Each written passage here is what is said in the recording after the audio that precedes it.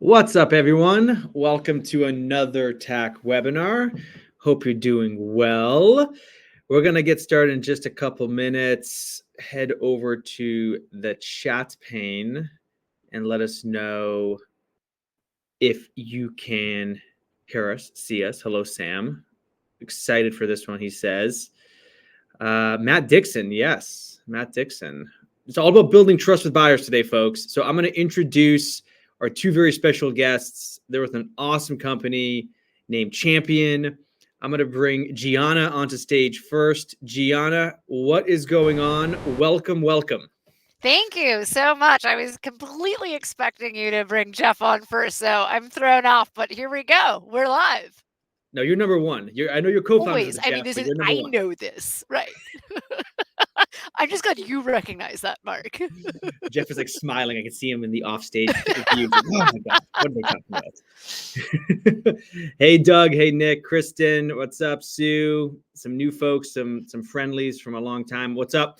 All right, so Gianna, two questions, and we'll bring Jeff on, and then we'll get right into the content because we have a lot of content to cover. Big conversation today, all about customer-led growth. What are you most excited about when it comes to Champion, your business right now for the next, say, 11 months or so? And then I'll ask the second question. Ooh, that's a big one. Well, firstly, a big hello to Sue. I'm most excited about Sue because she's one of our newest customers, and I am thrilled to be working with her. What I'm most excited about for Champion is really being innovators in the space. There have been a lot of other platforms in this space that aren't hitting the mark or have thought about doing things a little bit differently or more traditional. And so being able to innovate and being able to bring an AI forward approach to building relationships and trust with your customers, for me, is one of the most exciting things. And I'm sure we'll get into it later, but really taking practices from services and how they've built the notion of relationship-driven sales and bringing that to product side, for me, is just vastly, vastly interesting.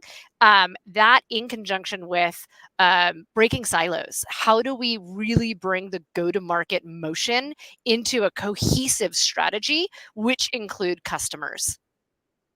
Love that. The unification, uniting teams, not aligning teams, uniting teams. Heck in yeah. a big way, thanks to customers. Yes. So let's bring Jeff onto stage. What do you think, Jay? Should we bring Jeff onto stage? I think we have to. We kind of promised him.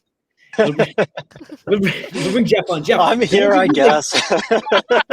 The 30-second elevator pitch of Champion, and then what you're most excited about, and then we'll get right into it. I'll ask the second question a little bit later on the webinar to keep it spicy. Yeah, Champion is an AI-powered customer advocacy platform. We help teams build stronger relationships through their existing customers and drive revenue impact alongside their customers and partnering with their customers. And we provide the insights, the workflows, and all the capabilities to be able to do that. So that's a bit on Champion. And then Mark, I can only listen to one question at a time. What was question two? You get no other answer. Sorry, that's it. No, it was what you're most excited about, because everything that Gianna was just saying makes total sense, right? You're a platform and software that helps customers partner with their customers to grow. So I mean, I love it. We're gonna talk about customer-led growth. We'll talk about customer marketing a bit. We'll talk about NPS, some spicy takes on NPS. But what are you most excited about this year from a Champion standpoint?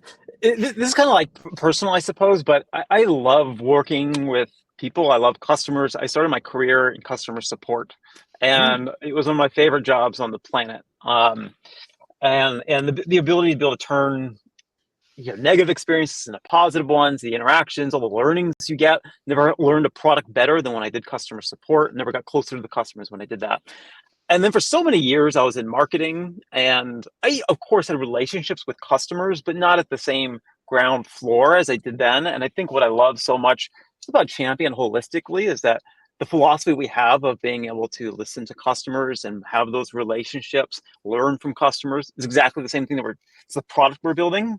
And the inputs for that product come from that relationship. And so just all those great experiences and the people we've met and learned from and are excited to be building with us, like, to me, that's everything. And that's continues to be what I'm most excited about with Champion. Okay, let's get right into it, folks. We're going to go into a lot of different things. Hopefully you leave with some really strong ideas on how to partner with your customers to drive both new business growth and also grow with your customers as they see value with your product and service. So Gianna, and sometimes I will call Gianna G, if folks listening, it's all good. So, but Gianna, like, what makes you convinced? I know you have some stats, Jeff, and you have some stats on this, like makes you convinced that partner with your customers is a smart business decision and will help the bottom line, in a tangible, measurable way. Yeah, I mean, one stat that we love, right, is 80% of today's buyers want to talk to an existing customer, right? And so that's before they're making the purchase, right? We all know the concept of references, but if we're not part of that program and building it operationally, your prospects are going to do it through backdoor channels anyway. And so why not really help get them access to these unbiased opinions, people who are extremely objective because they're using your tool, right? Like they're using your platform, they're using your service. And so, I think that, it's extremely important to think about when people want to talk to your customers. And because of that, it's also really important to understand how your customers want to interact with you and really getting to know them, how they want to pioneer alongside you, so that they've got that intrinsic motivation to really want to help. Thinking about things like perhaps they want to build their network, perhaps they want to build their thought leadership and their own personal brand and platform. So how can you partner with them and infuse them into these different acts of influence, right, across that customer journey, whether it's through their own experience or influencing someone else's experience? And so, that could be via testimonial, that could be via event speaking, that could be leading a roundtable discussion, to being a member of a roundtable discussion, referrals, references, all of these different ways that you could really help them, again, achieve their own goals and influence your business as a result of their experience. And I think to do that, the most critical part and like where you start is making sure they are wildly happy with what they are paying for. I love that. Yeah, so this is being recorded. If you're listening to the recording, you have access to the slides on TAC Insiders, or Kristen will email them to you. Douglas says, leveraging the customer voice and video of the customer, earning the right to advocate and repeat business. Yeah, I mean, I think we'll talk about video. Before I ask Jeff a question, though, Gianna, go back to what you were just saying. What's your favorite example from either one of your customers or your business itself partnering with customer to kind of not like earn the trust has to kind of be there, but like to then help you bring that to the market? You mentioned a couple like testimonials and speaking, but what's your favorite one you've seen in the last, like, say, 3 to 6 months? That's such an on the spot question, Mark. I told you I was going to be a little like on the spot. I know. I'm like, I don't know. What is it? I love the partnership between community and advocacy as well, right? And really seeing how having thoughtful conversation with our customers is helping them really create their narrative and their strategy in how they're building customer marketing and advocacy, and then how they in turn are sharing that and delivering that to the community as well to help others do that. And so it really is like this spider web effect of being able to share conceptual and programmatic ideas and bringing it to others. And so that's a little bit less traditional, right, of a referral, of a tracking job changes, all of the other examples that I gave. No, it's good. It's good. So Jeff, like, we're going to talk about another reason why this is important. To pivot off what you were just saying, there's a big shift, in my opinion, that needs to happen from focusing on like channels as much, which is more just like what you use to get someone's attention and earn their trust, to how you do that. And that's through networks. And your customers, each customer has their own network. And your customers overall, that's a lot of different networks you could tap into, right? So this idea of like our attention is under attack and we're getting pitch slapped more and more is a big part of your premise, I think, at Champion, right? Yeah, I mean, I think we're all kind of familiar with this, and Mark, probably have experience and thought a lot about as a CMO, this channel dilution as a whole and diminishing returns on like traditional channels. And if you think of like any sort of traditional marketing channel, whether it's online ads or, you know, outbound or whatever, at some point in scale, you hit diminishing returns, even if it is effective. And one thing that is just, and we saw this, G and I were partners at Aircall and both on the executive team there. The more you grow, the more happier your customers are, the more amplified that impact is. So one channel that doesn't actually dilute or get less effective, it gets more effective over time. Because your networks grow, your relationships grow, the business grows, and you have much more capabilities as you scale and grow. And that's really the healthy way to grow a business. And you know, we even go back to like our mission statement as a company. It is to make the business world more human in a sense. And so how the sort of negative sides on that point of channel dilution, things like outbound, et cetera, like it's all getting amplified right now by the AI of everything. I'm sure many of us will say have experienced the LinkedIn pitch slap, you know, the nonstop emails, and it's just a barrage of noise. And how do you even like get through that noise? So trust is really the element that's able to connect us. And you're right, like customers have networks, they have opportunity for introductions. There's a really meaningful way to be able to scale and grow that.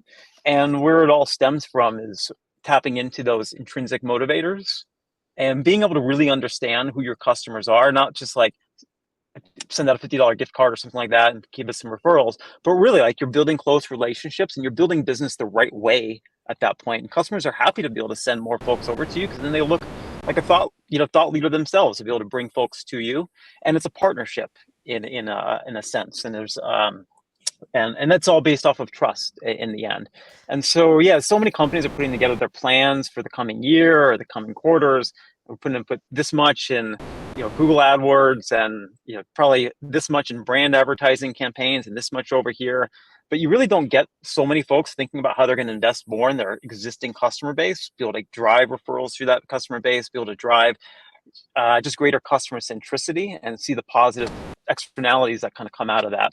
And this is all what Champion is about, and much broader than Champion. It's just what we believe is the right way to build a great business. Yeah, back in 2008, right? I mentioned I come from tech services. Back in 2008, I built sales enablement for.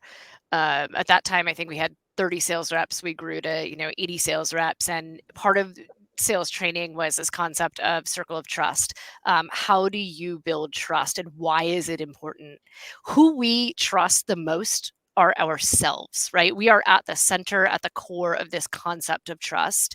And then from there, it's who's closest within your network. Like, who do you trust next? Well, professionally speaking, it's probably going to be a mentor. It's going to be someone within your organization. It's going to be someone that you respect. And from a family perspective, right? Like it's a brother, it's a sister, it's a mom, it's a dad, right? And this circle of trust grows to then like maybe that next layer is, someone who is well respected, but you may not know them. And so how you get to this idea of trust is, again, that network relationship driven concept. Love it, Nick, that circle of influence, right? Of how do you, with your prospects, how do you help them get closer within that circle of trust so that they can make the decision really easily? So let's break it down how you do it. So I love a three-part framework. We have a three-part framework for you folks. Identify, activate, measure. How do you identify the right customers? And there's different types of customers that G and Jeff will talk about. Like there's different, groupings of customers, stages of customers. Certain customers trust you a little bit versus a lot. Some might trust you a lot. How do you activate those different customer segments? Think of them as segments, if you will, groups, cohort segments. And then how do you measure this, the impact on the business? And maybe there's even like two-way measurement, like the measurement that, you can use to understand how customers are getting value from the partnership, not just the business getting value from the customer. So let's start with the first one though, identify.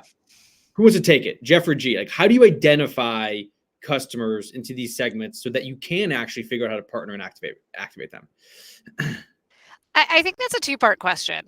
And I'd say one is really understanding the customer journey. And this is where I think that partnership with customer success is vastly important.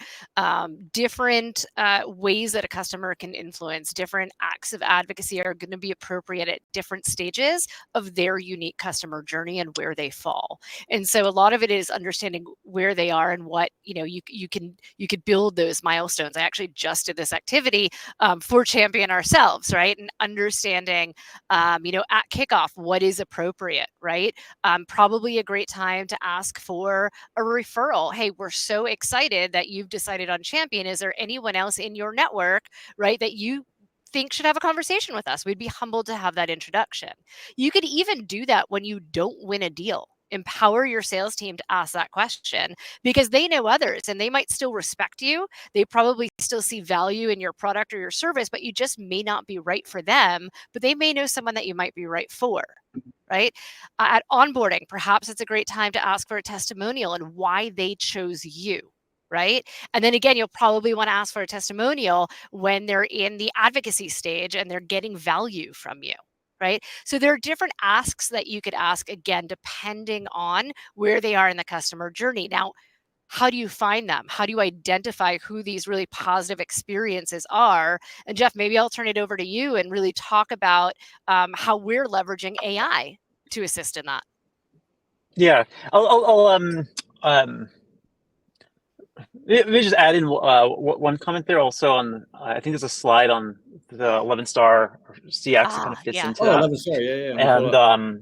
And I always love sharing the exercise too. So if anybody wants this exercise, I'm happy to send it to you. But just along the journey as well, so much of it, again, we go back to that intrinsic motivator part in the partnership. And as you mentioned, they have that customer journey. And you think about the different stages of that customer journey. A really effective exercise is to go through what we call this 11-star customer experience. And you just really map all the different moments in the customer journey and that process. What is the actual experience like? And there's a really, really great podcast on Masters of Scale with Brian Chesky, the CEO of Airbnb, and he goes through this 11-star CX process, which basically, like, their conundrum, if you will, was in order to compete in the early days with hotels, they were rating themselves off this 5-star. Hotels already had a 5-star customer experience. Like, how are you going to be better than 5? So they had to stretch the thought of what was possible, and they created this sort of 11-star mindset for an experience in Airbnb going above and beyond anyone would imagine. And I would encourage anybody to go through this and really think through that customer journey. What is your rating right now at the onboarding phase or in the adoption phase, or when you're getting up towards a renewal? What is that actual customer experience? And you had to rate yourself. Like, how would you rate yourself? What does a 5-star experience look like? And then really stretch your thinking. What's a 7-star, an 8-star, all the way up to an 11-star experience? And how can you start to close the gap there? Because, and I'll get into that question of how we can use AI to help identify who your advocates are and who those champions are. But if you don't have the processes behind it and really the mentality of how you create those experiences, you're going to be cutting yourself a little short there. So first, I would say to start with that. And then secondly, there's so many touch points in the customer journey, on so many indicators that just disappear into the ether. You think of like conversations that are happening on Gong or Sentiment from here, or you think of your support hub or your ticketing hub, sentiment that's coming from those conversations or those tickets. Or you think of product usage if you're working in a more like a SaaS company, and you think of product usage as it correlates maybe other variables as well. You think of marketing touch points and engagements, offline events like events and web conferences and things like this. There's so many interactions you have with your customers, but it's not really stitched together. And so a lot of like taking that next level at some point is around really algorithmically doing that, so you can surface in real time the right moment to be engaging with somebody, the right moment that somebody maybe has just gave that 10 out of 10 CSAT or just said something amazing on a Gong call. That's a great moment. You want to reach out those heightened moments to convert that into maybe a testimonial, a case study, a story, or just build the relationship further from there. And there's a lot of technology that can help to streamline that process as well. So it sounds like you both are advocating to segment and identify first based off of the customer journey, which makes sense. And then from there, you could maybe take, it sounds like that's like, you're crawling with this approach of customer-led growth and like, partnering with your customers. What would like walking look like? How do you take identification, and then obviously identification and activation kind of hand in hand? Gee, you made that point in your response. What does walking look like in your mind? I think it's creating that programmatic and repeatable approach, right? And so now you've kind of cleaned up shop where you've got your internal teams more in sync on that 11-star experience. You've done the analysis of really focusing in on how do we optimize a handoff rather than worrying about the fallout that might be occurring, and really tightening up ship so that you're increasing the experience across the customer journey. I call it the taffy effect. That's a whole other topic, but essentially you want a really smooth experience for customers, and you don't want it to feel fragmented as they hand off from team to team, right? And so the 11-star experience, as Jeff mentioned, is really going to facilitate that. And then we think about, okay, where are they in the customer journey and what's appropriate now to really walk in this. Now you want to segment and group all of this and create a programmatic approach to doing this at scale. And so it's leveraging different platforms that might be out there to say, okay, everyone, as they hit this trigger, right, or as this moment happens, have it trigger a workflow. And now you, again, are able to do these things at scale. So with some of these, just going back to the slides that you guys put together, like if I show like these first two, are these things you could programatize, you feel like, G?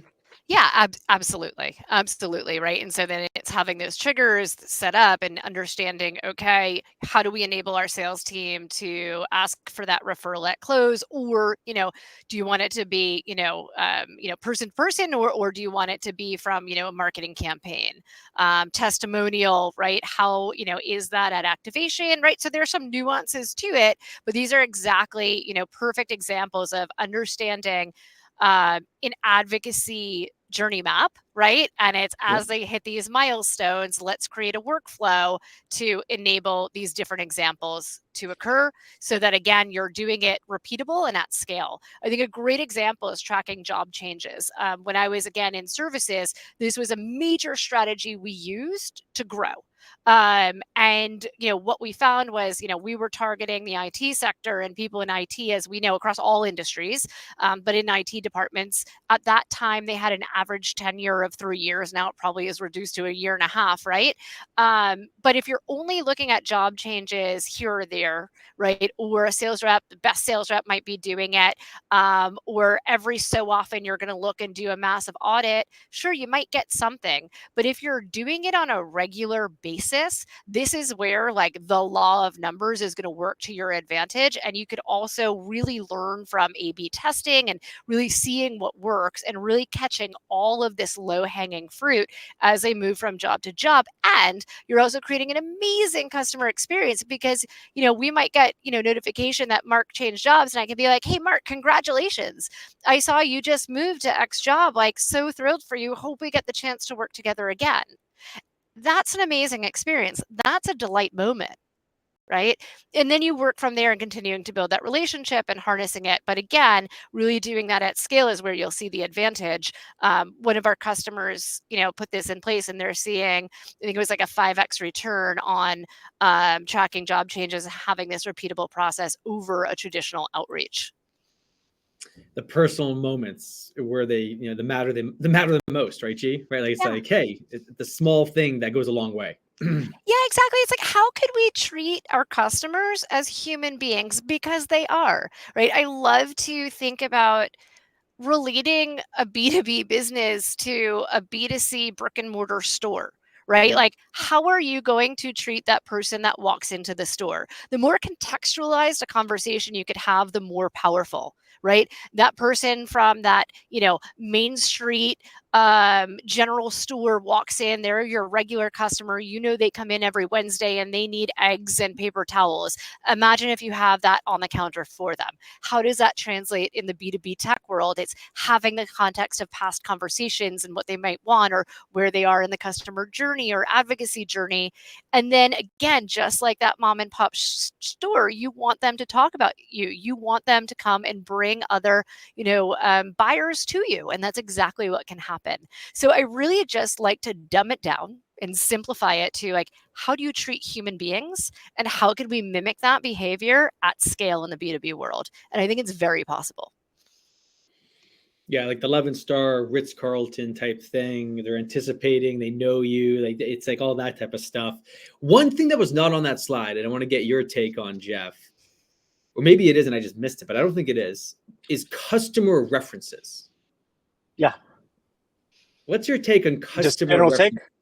Yeah. I mean, Like, we it love feels the like, customer to me, reference. it's like if you have these advocates, you have these champions, have them talk to another customer, right? Either in a traditional reference type program or some other way, but like that seems like a no-brainer to me. What's your take on that? Yes, no? I mean, customers are going to do it, and new prospects are going to do it, and they're buying software, and if someone's looking for software, that's how they're going to buy, is they're going to leverage the expertise of their networks and their peers. And there's a really fantastic opportunity for any company, any brand, to be able to bring their customers into the mix proactively there. And I think that's really the magic, is when it's really a proactive part of the process. And so much can come out of that. It's not like a one-way thing of like, bringing a customer in, the customers don't want to do it. If you can create really strong, meaningful connections, like it's folks in the same vertical and industry, a similar company size, similar trajectory, and you can really niche down into somebody with it. There's so many valuable connections that will come out of that. And you're the connector at that point. And there's so much value for your own brand to be that sort of connecting force. And if you can really establish with your customers the value of those connections that you're providing, and then vice versa, the prospect's getting a really great insight and trust based off of the reference that they're getting with your customer, it's just a great thing all the way around. And it's something we proactively use as part of every deal internally at Champion. It was a really core philosophy as we built out our own product of bringing references to the forefront of the go-to-market strategy, because there's so much power in that. And it's something we advocate for every organization to really think about using in a more proactive manner, not at the point when the customer asks for it. It can still be effective then, certainly, but even just thinking really proactively, what's a great way to be a connector at this point? And what can help the prospect in their buying journey based off all the pain points that you learned? Who in your customer base would get some great insights off of that? As simple as that. You don't have to even go deeper than that. Just like really making a good connection, as the win rates like will take care of themselves as a result of that. Yeah. Gia, I know you want to jump in there. Totally. Oh my God, I have so much to say on that. I just like I couldn't agree more with Jeff in what he shared, and what I like to think about in references is when a customer asks you for a reference, they've probably already made the decision that they want to go with you, but they need that like last gut check that it's okay. So that actually is not really going to help you impact the win rate. So if you do it more proactively, right, and you start going before customers are asking you, you essentially could impact the win rate and the time to close far more effectively. And so this is why I think it's really powerful to start thinking more proactively. How do we do more with what we already have? Let's not think about yet how we build more pipeline. Let's talk about how we maximize closing more of our pipeline. And I think this is a perfect example to do just that. And Jeff mentioned the idea of getting that perfect match to really give a very relevant conversation and great experience for both. Now let's take my idea of the general store as well and give that context too. How are you setting up that conversation for success? What information are you giving the customer to facilitate having a very relevant and contextualized conversation so that the prospect is really wowed and the customer feels really well set up, that they don't have to like think of what to say, etc. Give them, hey, here's what the prospect is really interested in. I know you had mentioned previously that you really loved X and X feature. Could you just share your experience in that? Excellent tips and excellent points. So let's switch to a different question, which I said at the beginning was not going to have to do with this topic, but it is now.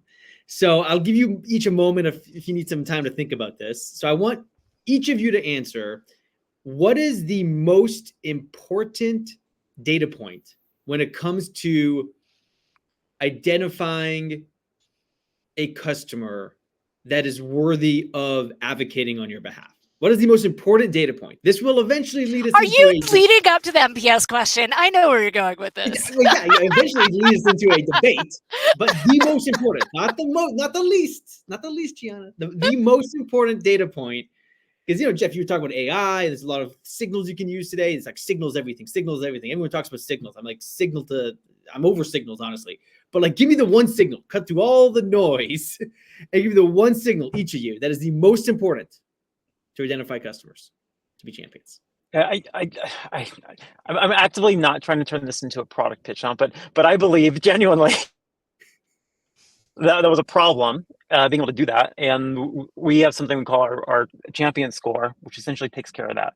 Maybe if I was going beyond that and that didn't exist, I would say what happened most recently. And I would actually think of the recency behind it. But I think it can be really hard to do it. Sure, somebody unpack that a bit. The most recent, what do you mean by that? Unpack that a bit. That's interesting. Yeah. You could have a really happy customer if they just had a horrible customer support experience. Like, now is not the time to go and like bring them onto a reference call or something like that. And so they might have left an NPS 2 months ago, and that was great. But now they just had a horrible experience. And if you don't take that into account, again, it's not really being human in the relationship. So if I were to, unpack how we think of our scoring, that is a really critical one. And it takes having a holistic view of the customer and knowing all the engagements versus just leveraging, say, an NPS score that was taken a few months ago and not considering why or all the other departments or functions or interactions you've had with that customer. Recency of the signal. That is good. That is like a golden nugget, at least from this webinar so far. I was hoping to say something that got you a little excited there. So mission accomplished. How about you, G? What do you think? Most important signal. I'm echoing Jeff's. You need the context, right? And you need to be able to understand the why behind it and where they are. And that's why it's so just to piggyback off of Jeff's, and I just threw this in the chat, but that's why it's so crucial to break these silos and really make sure that your teams are speaking with one another, or the technology is speaking with one another. Okay. So yeah, let's talk about NPS then, because Net Promoter Score, I mean, it's been around for decades, long time, maybe more than decades. And we used it extensively at HubSpot. Like, from when I was there for 9 years, like, we did a lot with that data, more so on the qualitative side, right? So like, we would get hundreds, thousands of responses every quarter on NPS. And sure, we get the score, we track the score, look at that, we segment it by some, customer data points, etc.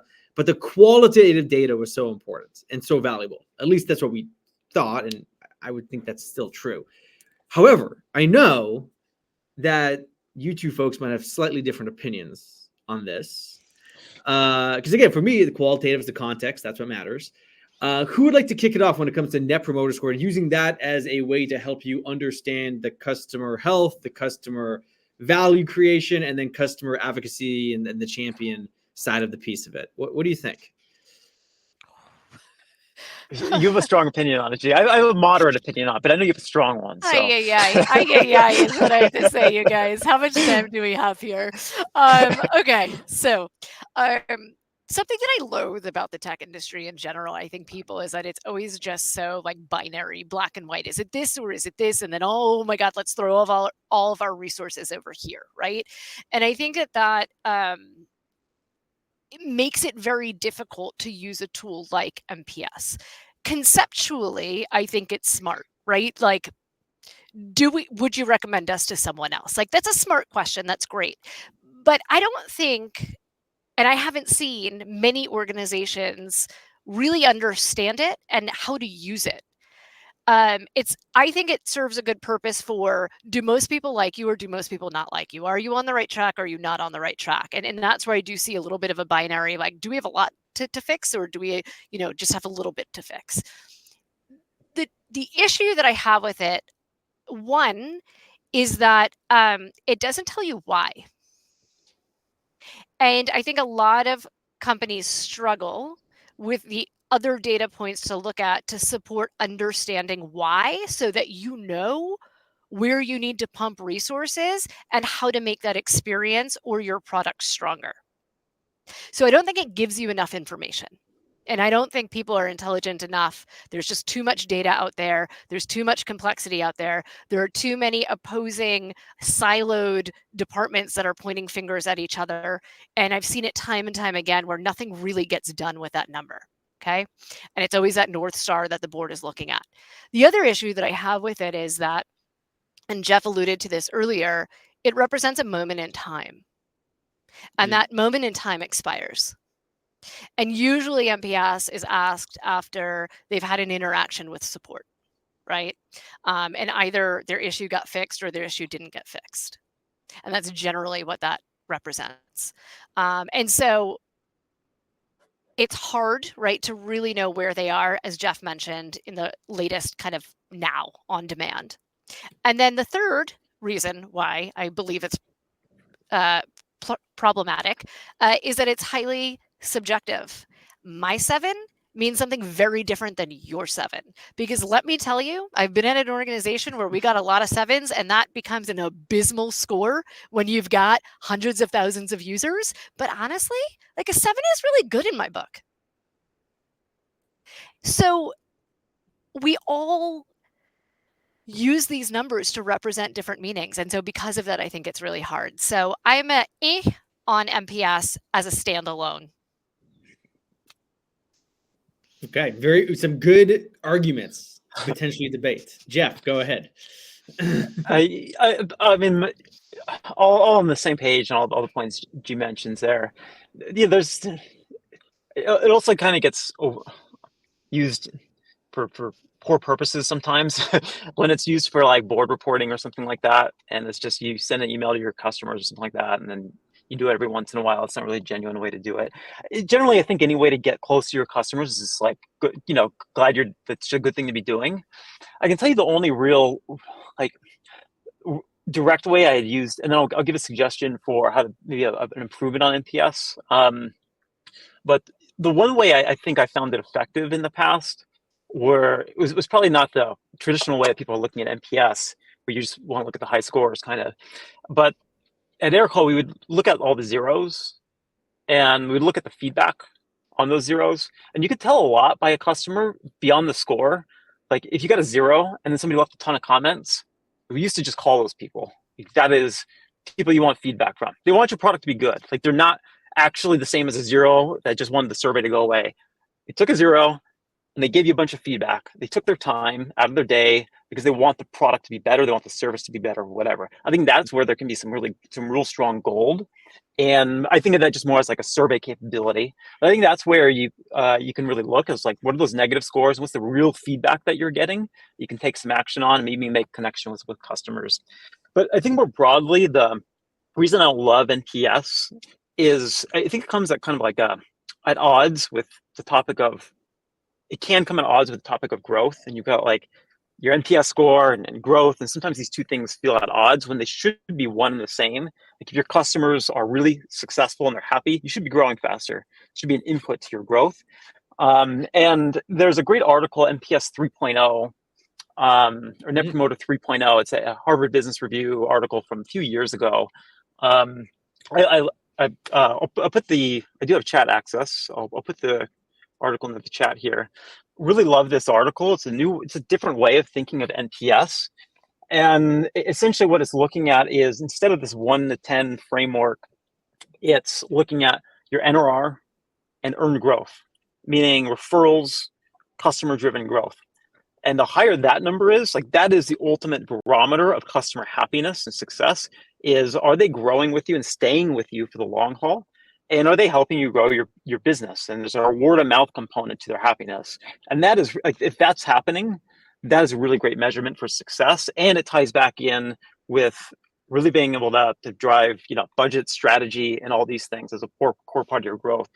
So I'd recommend reading that if you haven't checked that out yet. And I think it gives a new lens of how to be thinking about NPS and just how to think about customer-led growth, customer centricity altogether, and how that can really help just turbocharge your growth.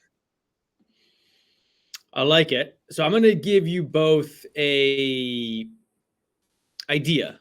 If you both really feel so strongly about NPS, and I really do think you do because I can feel the passion coming through the screen, you should write something that what we did at Drift, which was our number one piece of content for 4 years. NPS is dead. No, I'm not joking. I'm like not joking at all about this. So like, you guys should come out and be the company that hates on NPS. And the conversations you would start and the attention you would get, I think would be pretty large, considering, and maybe not. Maybe everyone's like, I agree, NPS sucks. And like, then you, of course, need to introduce the better thing as part of the whole book or whatever the format is. Like, instead of NPS as this, which is my next question, what is better than NPS? Single metric. And well, it can't be a single, I want a single metric. What's the better metric than NPS? If you had to pick one that you would replace it with. Oh, it's a champion health score. There's no doubt. This is what we built out. That's too self-serving. Too self-serving. Too self-serving. I think not everyone has access to champion health score. Anyone can ask the NPS question. Not everyone can get the champion health score. So that's why I say I can't accept the answer. You want one data? You're going back to the one data point. One data point. You got to answer this. I don't have it. Yeah. I think gross retention, right? I mean, I think to your point, Jeff, on NRR is interesting. But what I like about gross retention is that it's really just looking at like who is renewing and growing. You know, how much of your customer base. She's saying gross retention, Jeff. I will double down on that. I think that's a great one. But isn't that particularly nowadays? Go ahead. It's a lagging indicator. Yeah, it can be a lagging indicator certainly. But but what's the best barometer for customers are happy or not happy? And depends on the scale of the business, I suppose. But there's so many options out there for every problem and challenge. If someone's not happy, there's another option down the door. If you're not retaining your logos, like there's going to be a clear indication. So I think it's probably the truest it can get at that point. Okay. Yes, this is interesting. Yeah, and I don't think people are. Oh, sorry. I was just going to say I don't think people are taking that much action on NPS in such a proactive way where a lagging indicator wouldn't do any better. Okay. Yeah, it's almost we could ask an NPS question about NPS. How likely are you to recommend NPS? Totally. No, this is super interesting because one of the ways I've thought about NPS is like word of mouth. Like it could be an indicator of like how likely is it you have a strong word of mouth flywheel. But I think it all comes back down to my biggest takeaway from this whole conversation so far. And folks, if you have a big takeaway, let us know in the chat. To me, though, it's recency. Because you're right. Like they could fill the NPS out a week ago.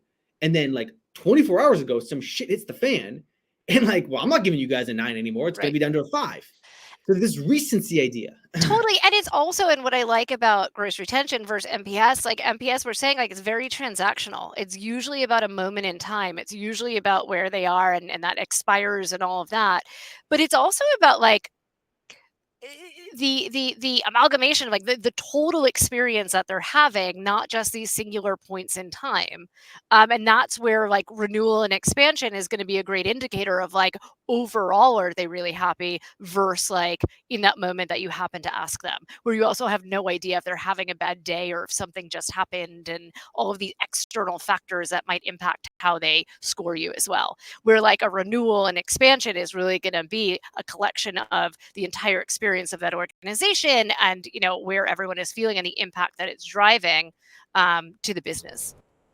So let's get into then this like health score idea, because I think it is important. Like, what are there's probably a ton of metrics that go into it and signals and whatnot, but like, what are some of the most important ones that go into understanding like a real-time indicator of like health? That sounds like, right? Like, is it health, by the way? That I also want to pick at that. Is it health, value, success? Yeah, I'd love to get you guys both to chime in on this.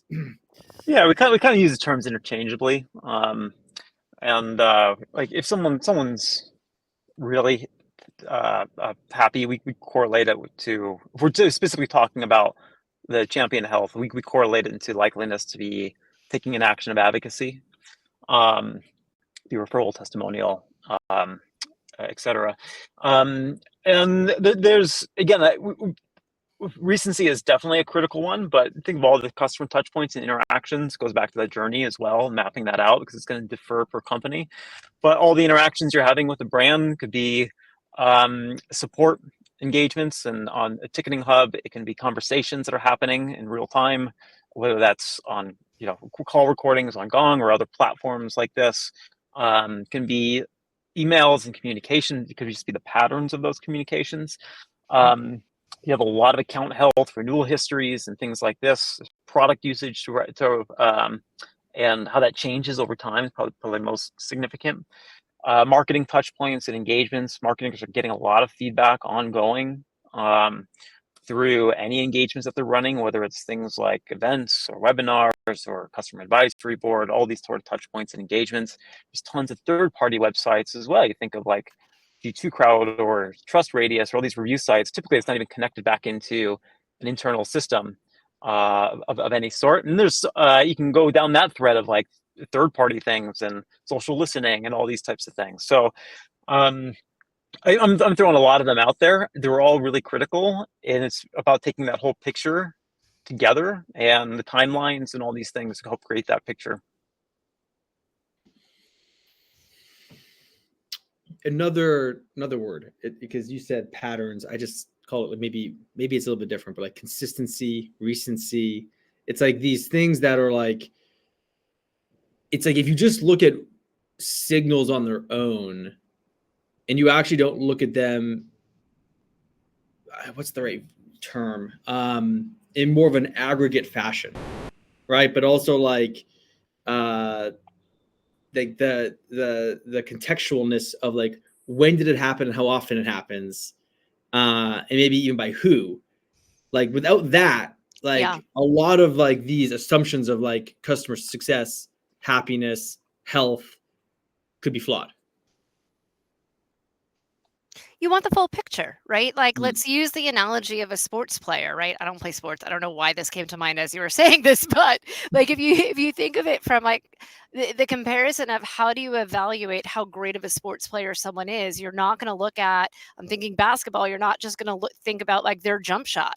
You're not just going to think about one game. You're going to think about all of the games that they've played in a season, all of the games in their history, all of the different types of, this is where my non-sports verbiage is really going to show its head, but you're going to think about all of the different types of shots that they need to make, the assists and the, all of it.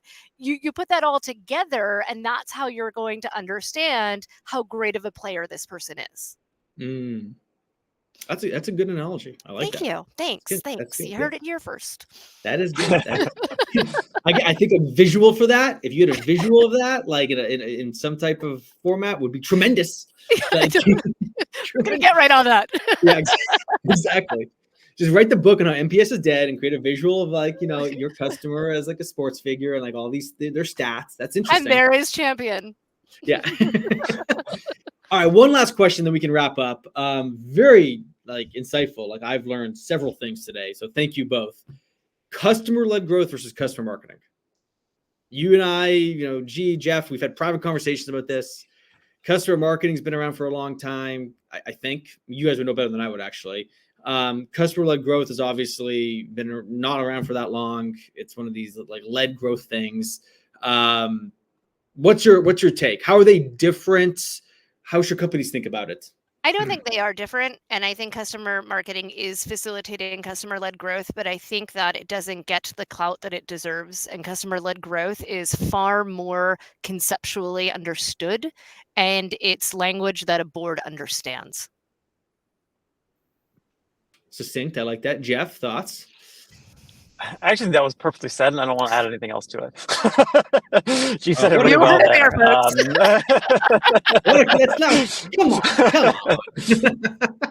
They're well with one another. They're tied in with one another. And I'll give you my quick take. I feel like customer marketing is a function in customer-led growth. Right? There's a lot of things that can go into customer-led growth. Customer marketing is one of those things. Like if you can't be successful at customer-led growth unless you have really good, if you're talking about SaaS, customer onboarding as an example. So customer onboarding is a component of customer-led growth. You're going back to that customer journey stat, right? Or that slide, right? Yeah. I just feel like there's multiple things that make up what customer-led growth is. Yeah. Oh, sorry. Yep.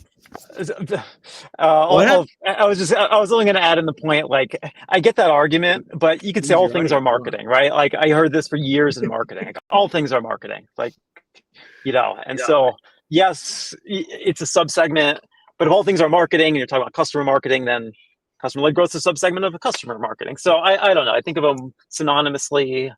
And what's important is you have a focus on the customer, regardless of what you're calling it. And yes, the role typically in organizations is more called customer marketing, and maybe the strategy is more around customer-led growth organizationally, because as G mentioned, it's more widely accepted as a more strategic practice.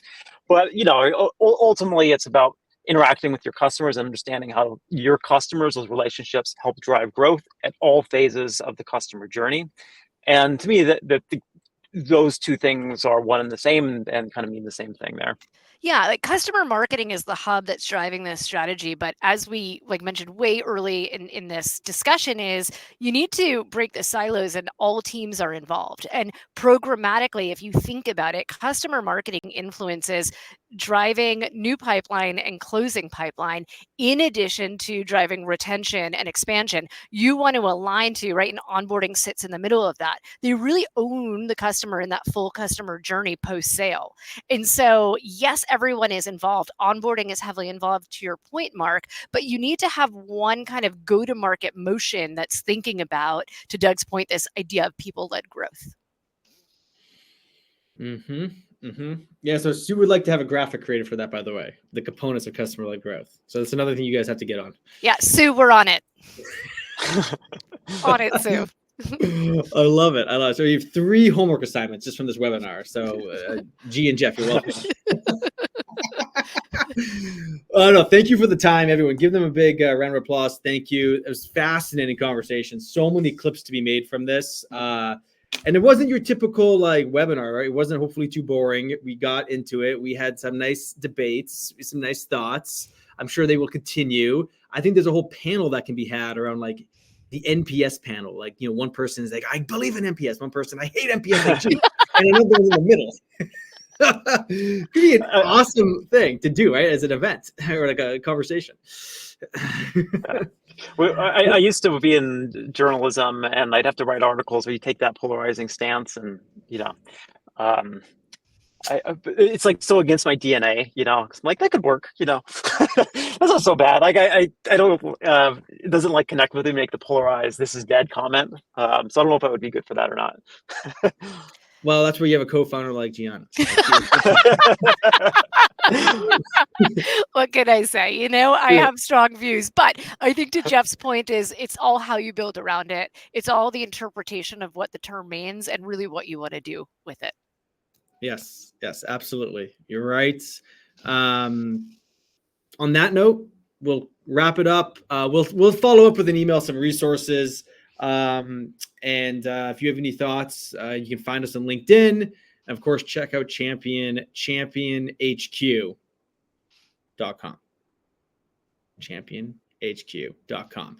And yeah, Jeff and G, if there's anything you want to leave for folks as part of the follow-up, just let me know. I can add it as part of the email. And let me just make sure I didn't miss anything. Well, I'll just share this really quick so that at the end, you folks can see, again, where to find Jeff and G. They're both on LinkedIn and TikTok. You guys on TikTok? No, I'm just kidding. I'll end that. Everyone, thanks for joining. Thank you, G. Thank you, Jeff. Thanks all. Thanks, Mark. Mark. Bye-bye. Bye.